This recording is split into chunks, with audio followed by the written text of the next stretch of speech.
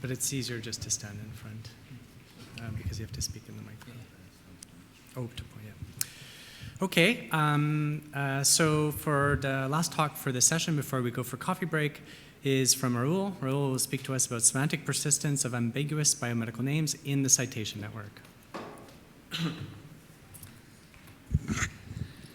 Thanks, everyone. The title of my talk is a bit boring, but I will try to make it less than how boring the title is, so a bit more animated, because I think in the end the message of the talk is going to be quite clear and easy to understand for everybody. Maybe through the process there's a bit of methods that you will have to follow, but it could be something that you would learn today. So this talk is a continuation of a work published in 1992 from a paper called One Sense per Discourse. You can see a nicer title here than from my talk. And in that time, scientists were a bit more candid when they wrote things. And in this paper, if you read it, they talk about how they found out something just by chance. So they were looking at semantic properties of certain names, and they realized that names typically within one text tend to always mean the same thing, even though the name may have multiple meanings and tons of meanings, and they are all used in different documents. In a specific document, they are only used in a particular meaning. And this is 1992, so there were not a lot of powerful computers or resources, so they did a very simple validation. So they look at 9 names, ambiguous names. You can see them here, listed here. And they look into an encyclopedia, articles from an encyclopedia, and they counted the meanings of those names in every article. And they found that these names, almost all the time, were used in one single meaning in those articles in the encyclopedia that they could identify. So here's an example, so you understand. So the name antenna can mean 2 things. It could be the antenna, let's say, from a car, or it could be the antenna from an insect, right? And what they found out is that if it was used with the meaning of the antenna of an insect within an article, it was always used without meaning. There was no mentions of antennas from cars. And you can do yourself this experiment. You can go to Wikipedia and find out that the same thing holds in the modern encyclopedias. Now, so they were very excited to discover this. So they did a validation experiment, again, 1992.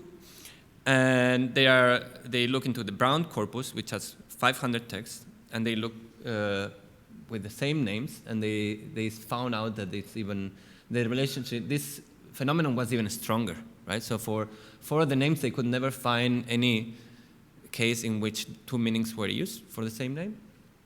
And with 5 of the names, they found most of the times they were used with the same meaning within the same text, right? So they concluded this, and I will be discussing this quite a bit. They say like well-written discourses tend to avoid multiple senses, right?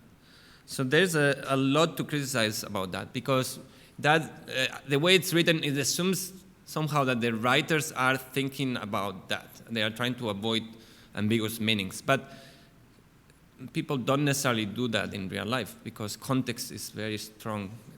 You could say, for example, I was this morning sitting in a bank by the river, and then later on I went to the bank to get money, right? I don't have to tell you the meaning to you in each case because you already understand from the context. And there's another aspect to this, is that the texts tend to be specialized on topics, right? So we saw that there was a dictionary entry about insects. So in a dictionary entry about insects, you would expect that antennas mean the antennas of insects. So there is a strong tendency for text to be specialized often in things such as dictionary articles. Most importantly, there are some meanings that may be so dominant that just by statistical chance, they will always be there more often, right? So it will appear the illusion that the word is always, that there's no ambiguity, there's always the same meaning is used, but it's just because one meaning is predominant. So for example, the word USA, you almost always will see it as used as United States of America. but it could also mean United States Army. But in most cases that you see this abbreviation, it will be clear to most people that it means the country. But this would just be a statistical illusion. Beyond this, even though there are all these problems with this finding, this 1 cent per discourse article is established knowledge. No one, people don't dispute this. There are no follow-up studies. It's assumed, this is a quote from Martin Kellinger, who is in the audience, and it says, in practice, most word-sensitive ambiguation and name entity recognition systems, so text mining systems, assume the so-called 1 cent per discourse hypothesis. So they assume it, they don't even have to cite it. So the original article is highly cited, but people don't even feel like they need to cite it anymore. Now, long ago, I already had the idea of following up on this study, not necessarily to criticize it, but to extend it. Right? So my idea was that we could extend it to beyond the single text case. So the question was whether this happened also in documents that were connected between them by whatever means, in this case by citation. So we have two documents that are connected by one citation. Oops, sorry. And the citation, in this case, we don't care in which way it goes. We take it as undirected. And we want to know whether the meaning of a name that has several meanings, it's related, in one document, it's related to the meaning of the same name in another document that is connected by a citation, right? But we have to be careful about this because we have to count also, obviously, that there are other articles that are not, or the documents that are not connected, right? So we have to see what's the baseline distribution of the meanings. And obviously, we have to count the cases in which there is no agreement, right? So we will call, in the analysis that I made, I call match a match when you have this case, when there's a confirmation, right? So you have these two documents have the same, they are connected by citations and they share the same meaning for the name, right? And mismatch is when it doesn't happen, when there's a different meaning. Now, how do we do this? And we want to do it a bit more sophisticated than in 1992 and with all the resources that we have these days. And luckily, we have this here, a lot of databases that people have been creating over the years. And we can be research parasites and take advantage of them. And recently, there is actually a very incredible resource called Open Citations, which I recommend to everyone. And this data is already outdated because it keeps growing really fast. So the Open Citations database already has more than 400 million citations normalized to DOI, which is standard identifier. And they already cover citations pertaining to 52% of all articles in Crossref, which is, I think it has more than 40 million articles. It's a reference database. Now, on top of that, you can map all these DOIs to PubMed IDs thanks to EBI's PMID, PMCID, DOI database. I think they should find a better name for it, right? You can map a lot of these citations, in fact, more than 160 million, to PubMed IDs, which cover 90 million articles from Medline. Medline is already 30 million articles, so it's a pretty big chunk of Medline. It appears at least once mentioned within this Open Citation dataset. So this, I mean, even though I had this idea long ago, this resource didn't exist, so I couldn't really solve it. And then we could use the annotations from several databases. I used 3 databases of gene annotations, Gene2PubMed, UniProt KB, and Go annotations, gene ontology annotations, and a data set of annotations from Mesh enriched with synonyms from other databases. These annotations basically allow me to say, okay, if a document has this name, for example, the name of a gene, and then it's also annotated with that name by Mesh or by Gene2PubMed, then I'm sure that that's the meaning of the name, or I assume that that's the meaning of the name, right? Now, there is a big difference between these datasets in size. So you can see Gene2PubMed is much larger than these other two datasets, and MESH is much larger. This has an effect on the results, which I will discuss. So as I said, this will be an example. Here, from the Gene2PubMed annotations, we have two articles that mention AMPK. It's a gene. But AMPK can actually, it's an ambiguous name. It can mean two different genes, PRKIA1 and PRKIA2. So these two articles here, which you can look up, they have a citation, they're connected by a citation, and they both talk about, are annotated with this gene. This one, on the other hand, which is connected to this article, it's mentioned a different gene. So this is a mismatch, and this is a match. So the idea is we are going to count all the matches and mismatches and see how many we get, right? And now, what you can see is that the results are pretty astounding, right? So you have a 97% matches and 2.7% of mismatches. It's huge, right? It's even bigger than what the 1 cent per discourse. But now there are some caveats. First of all, what is the baseline? As I said, we have to see whether some meanings are just so prevalent that really it's not that unusual that you get to 97%, because it's just some meanings are extremely prevalent versus secondary meanings.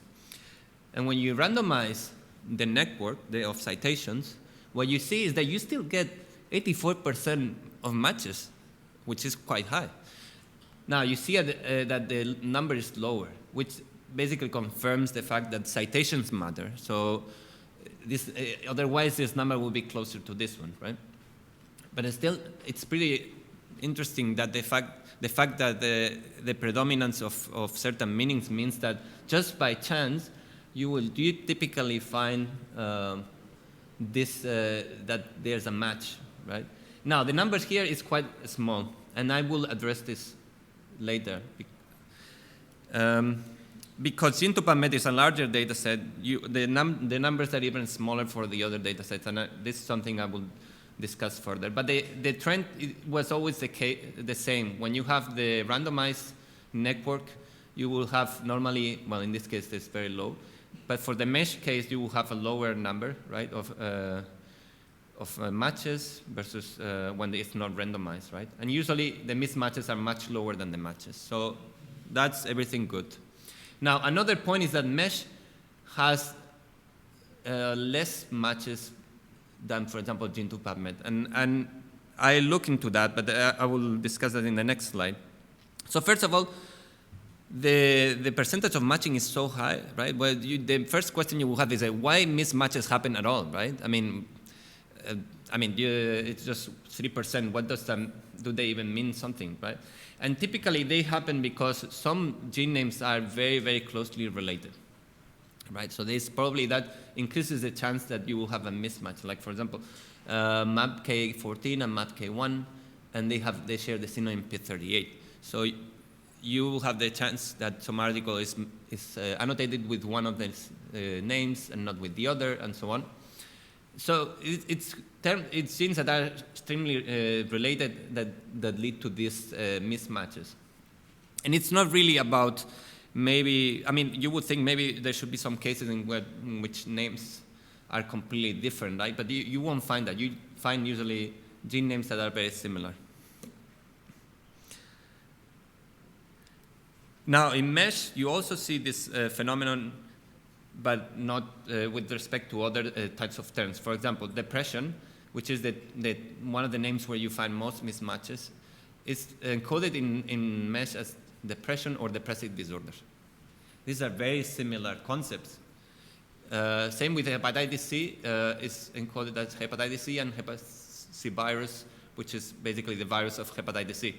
These are very similar concepts. So it's more like, this would be more like annotation noise, or more a question of how the ontology was created or the annotation is made, that actually about whether the meaning is kept across citations or not, which is what we care here about.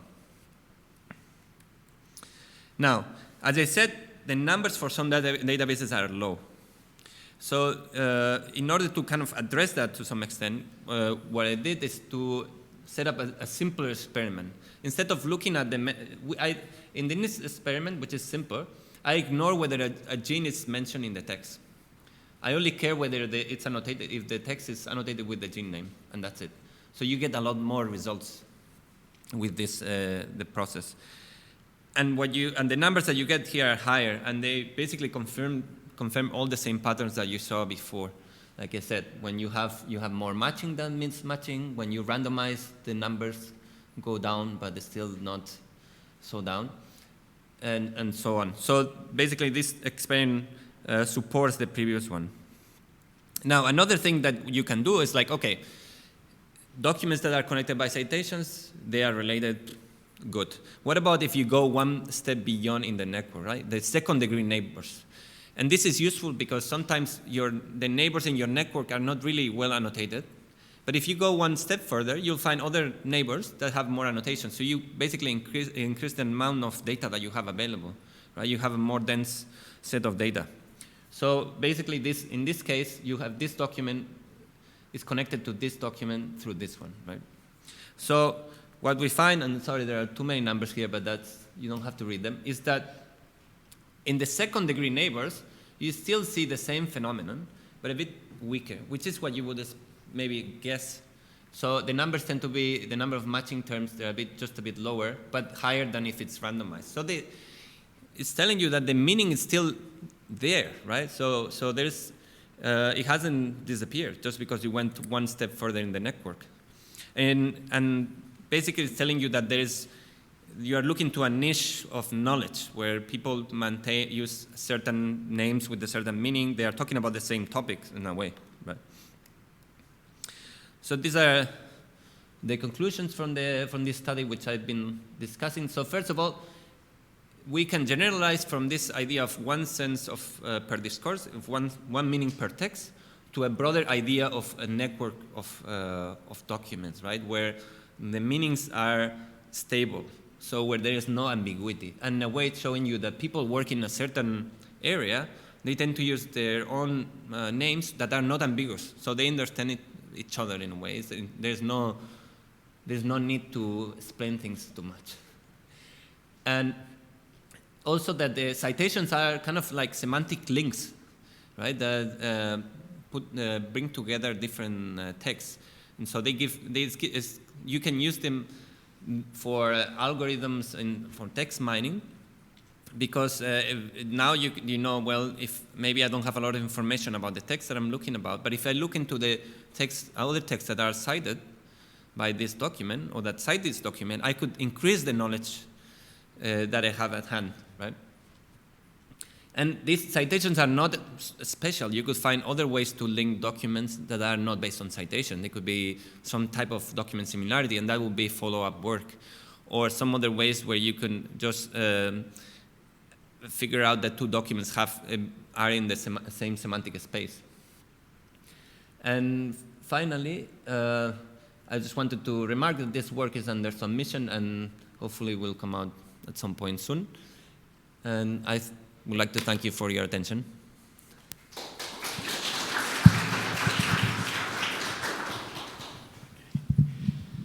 Good, we have time for some questions.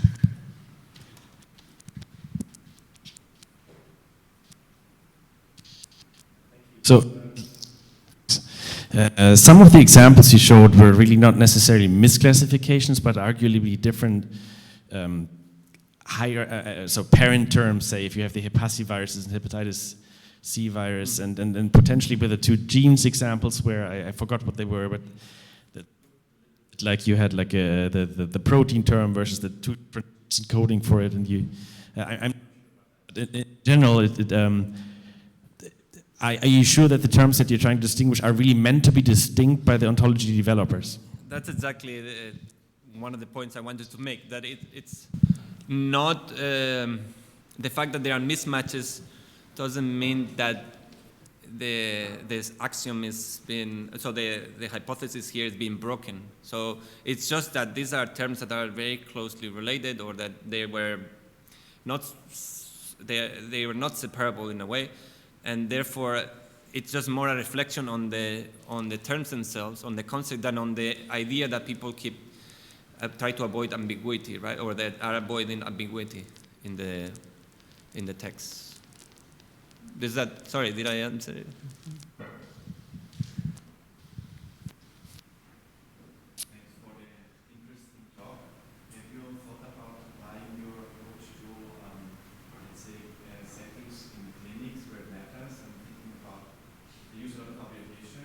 And there, if you assume this might be sometimes misleading of electronic health records because they use ambiguous terms which maybe are not, person reading the document doesn't understand the same as the one writing, or how do you plan in applying this for detecting cases where there might be a problem in interpretation of the meaning? Yeah, a good question. I already have thought about the literature so far in terms of applications. In the clinical setting, I would imagine that you could, for example, look at the people, like the doctors, right? How they probably write always in the same way, like particular people. So you can link the documents based on the author, maybe, or based on certain properties of the document, like department, and so on. That allows you to, because the misinterpretation could just be a matter of people working on different areas, using, meaning different things with the same words, right? I mean, that's often the case in the medical world, but yeah, I mean, maybe that would be one thing I would try. Great. Thank you very much, Raul, for your talk.